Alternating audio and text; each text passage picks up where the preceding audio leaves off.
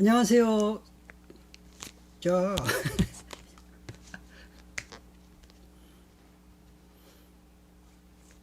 안녕하십니까 유튜버 여러분.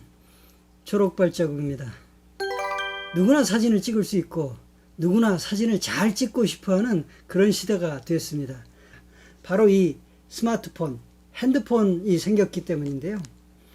저는 흑백 사진에서부터 DSLR 카메라까지 한 35년 정도 사진을 찍어 왔습니다. 저와 함께 이 핸드폰, 스마트폰으로 어떻게 하면 사진을 잘 찍을 수 있을까 한번 같이 생각을 해 보시겠습니다.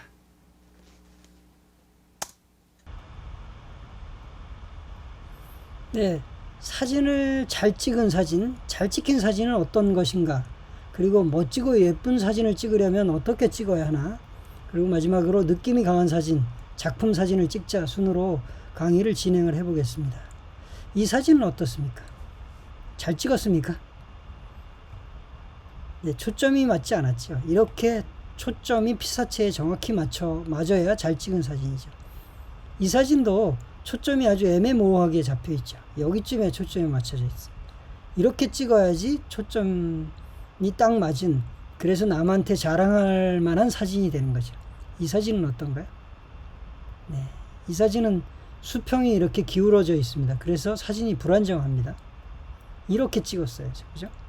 이렇게 수평이 딱 맞게. 배를 타고 가다 보면은 가끔씩 수평선이 이렇게 찍힙니다. 사진이 무척 불안정하죠. 이렇게 찍었어야 되는 거죠.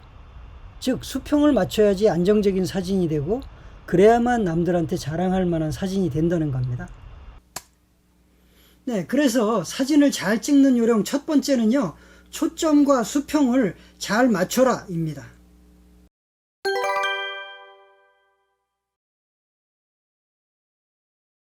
그럼 초점을 어떻게 맞추면 되느냐? 이렇게 원하는, 초점이 맞기를 원하는 피사체를 터치하면 되는 거죠. 스크린에서 이렇게 그 고양이 놀잇감을 터치하게 되면 고양이 놀잇감에 초점이 맞게 되고요. 이렇게 고양이를 터치하게 되면 고양이에 초점이 맞게 돼 있죠. 그런데 그럼에도 불구하고 초점이 안 맞는 경우가 있어요. 그럴 경우에는 이렇게 그 스마트폰을 피사체에 접근시켰다 멀리했다 하다 보면 초점이 딱 맞는 지점이 있거든요. 그 지점에서 촬영 버튼을 찰칵 누르시면 됩니다. 그리고 이제 수평은 어떻게 맞추냐면, 화면 전체를 가로지르는 선이 있을 경우에는 그 선에 수평을 맞추면 됩니다. 이렇게 지평선이 있을 때는 이 지평선에 이렇게 맞추고요. 또 그 화면을 이렇게 세로 지르는 뚜렷한 지형지물이 있을 때는 그 세로 지르는 지형지물에 맞추면 됩니다. 그래서 이렇게 철탑이라는 지형지물에 맞출 수도 있고요. 지평선에 수평을 맞출 수도 있고요.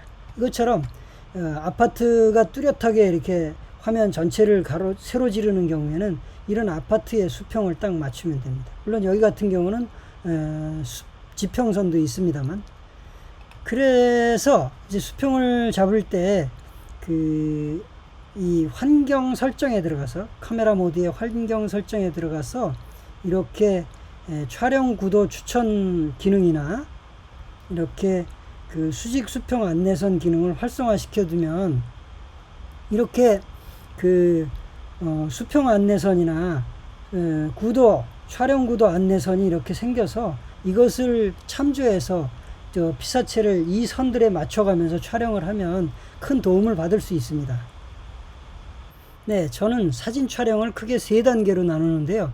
첫 번째는 그냥 잘 찍는 정도의 단계, 그러니까 망치지 않고 무난한 사진을 찍는 초보 단계라고 볼 수 있고요. 그 단계를 벗어나면 멋지고 예쁜 사진을 찍는 단계, 그리고 그 단계를 또 넘어서면 느낌이 강한 작품 사진을 찍는 고수의 단계로 넘어갈 수 있는데요. 그 똑같은 장소에서 똑같은 물체를 대상으로 사진을 찍었는데, 어떤 사람은 멋진 사진을 만들어내고 어떤 사람은 그저 밋밋한 사진을 만들어내느냐, 그 첫 번째 차이는 배경 처리에 있습니다. 배경 처리를 얼마나 깔끔하게 하느냐에 따라서 사진의 품격이 달라지거든요. 그래서 사진을 잘 찍는 요령 두 번째는요, 배경을 바꿔라입니다.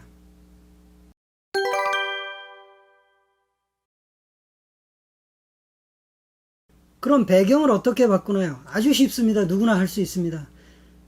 카메라 위치를 바꾸는 겁니다. 찍는 위치를 바꾸기만 해도 사진의 배경이 확 달라집니다. 이 사진을 보시면 뒤에 아파트도 있고 전선줄도 있고 그래서 배경이 복잡하잖아요.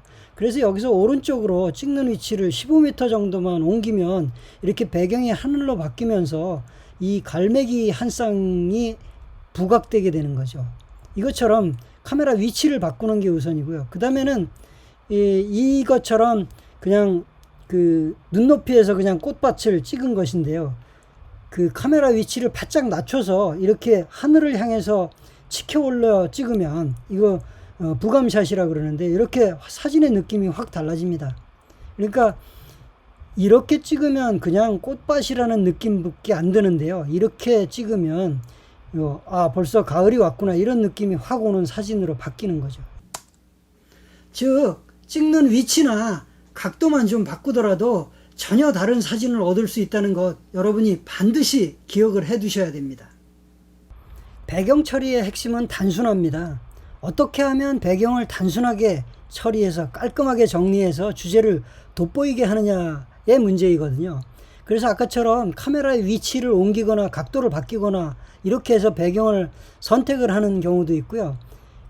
카메라 감독들이 자주 쓰는 기법 중에 하나 아웃포커싱이라는 기법이 있습니다. 그래서 이 사진을 보시면 고양이의 윤곽에만 초점이 딱 맞아 있고 이 뒤에 창밖 풍경은 흐릿하게 초점이 나가 있지 않습니까? 이런 상태를 아웃포커싱 기법, 아웃포커싱 사진 이렇게 얘기를 하거든요. 이렇게 아웃포커싱으로 사진을 찍으면 돼요. 그래서 피사체에 접근해서 망원으로 당겨서 찍을수록 이 아웃포커싱이 잘 되거든요. 스마트폰으로도 잘 됩니다. 같이 한번 해보시겠어요?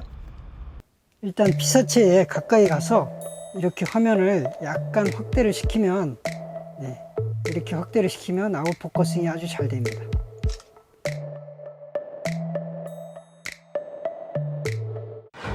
그런데 아웃포커싱이 아주 잘 되는 상황이 있습니다.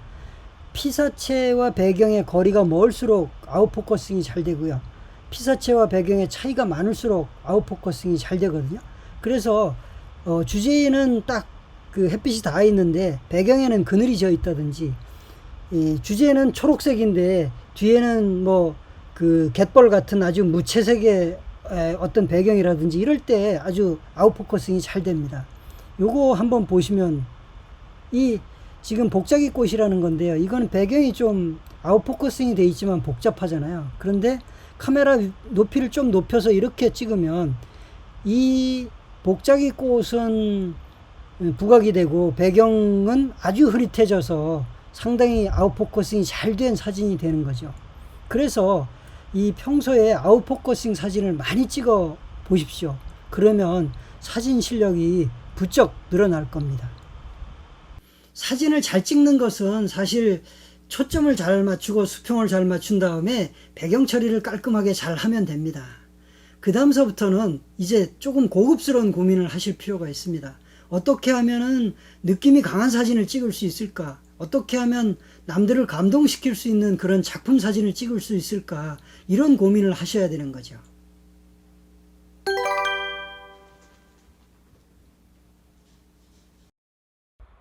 사진은 빛의 각도, 빛에 따라서 분위기나 느낌이 확 달라집니다. 그래서 광원이 피사체하고 카메라 사이에 어디 위치해 있느냐에 따라서 빛의 각도에 따라서 사진의 느낌이 확 달라집니다.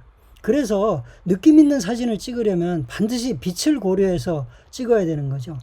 이 사진 같은 경우는 순광으로 찍은 사진입니다. 아침 이슬을 찍었는데 사실 아침 이슬이 잘 부각이 안 되고 있거든요. 이 사진은 똑같은 피사체를 찍은 건데요. 역광으로 찍은 겁니다. 장미꽃 이파리에 매달려 있는 이슬방울들이 잘 이렇게 부각이 돼 있잖아요. 이런 식으로 어떤 광원, 어떤 각도의 피사체를 찍느냐에 따라서 사진의 느낌이 확 달라집니다. 그래서 사진은 빛의 예술이라고 하는 거죠. 이것도 사실 제 사무실에 탁자 위에다 커피 한 잔 올려놨을 뿐인데 창가에서 빛이 이렇게 비스듬히 비껴들므로써 아, 나도 오후에 커피 한잔 하고 싶네, 이런 느낌을 주잖아요. 자, 이 사진도 한번 보십시오. 이 사진도 역광으로 찍은 사진인데요. 이 할아버지가 증손자들인지 손자들인지를 안고 아주 장난을 치면서 웃고 있는 장면인데요.